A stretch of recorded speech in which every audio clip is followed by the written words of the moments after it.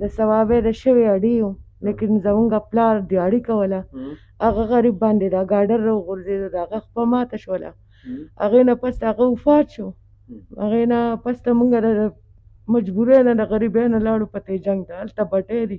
په بټو کې مونږ دواړه خویندې کار کوو او هغې مونږ له روټۍ او چې څه راکوي هغه راکړي د مور مې کینسر دی ډاکټران وایي چې د دې اپریشن وکړي خو مونږ سره د روټۍ پیسې نشته نو مونږ به د مور څه اپریشن وکړو مونږ ډېر مجبوره یو دې وخت کې مونږ دوه خویندې تورسرې وو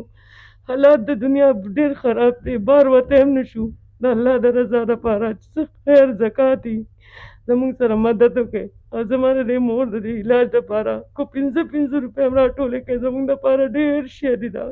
ولې چې زمونږ رور نشته زمونږ پلار نشته په دنیا چې مونږ له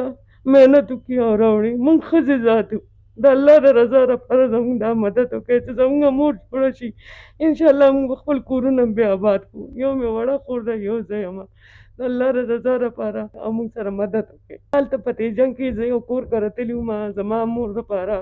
ما کټ غوښتو مونږ په ځمکه څملو هغې ویې زه ښکته نه شم څملای هغې زوی راته دا وښودله ستاسو دا ویډیو وي خاله دلته لاړه شه ستا به دې خامخا څوک مدد وکړي ځکه زه دلته رالم تاسو له او بس تاسو زه په دې ټولې دنیا ته وښودلم په دې کې ښه خلک هم ډېر شته چې ضرور به زمونږ مدد کوي مونږ تورسرې یو زمونږ هېڅ اسره هم نشته بغیر د الله نه مور مې مخکې نه چې وه رسولی وه پلار مې لږ ډېر قرضونه کړي هغې وی چې راځه لورې هلته به لاړ شو خپل محنت پکو دا قرضونه به خلاص کړو هغه وفات شو مړ شو پاتې نه شو په دنیا بس دا یو مور مې ده خپل خپلوان ټول دي ولې نشته جي خو هغې وایي تاسو قرضدار یې وایي مونږ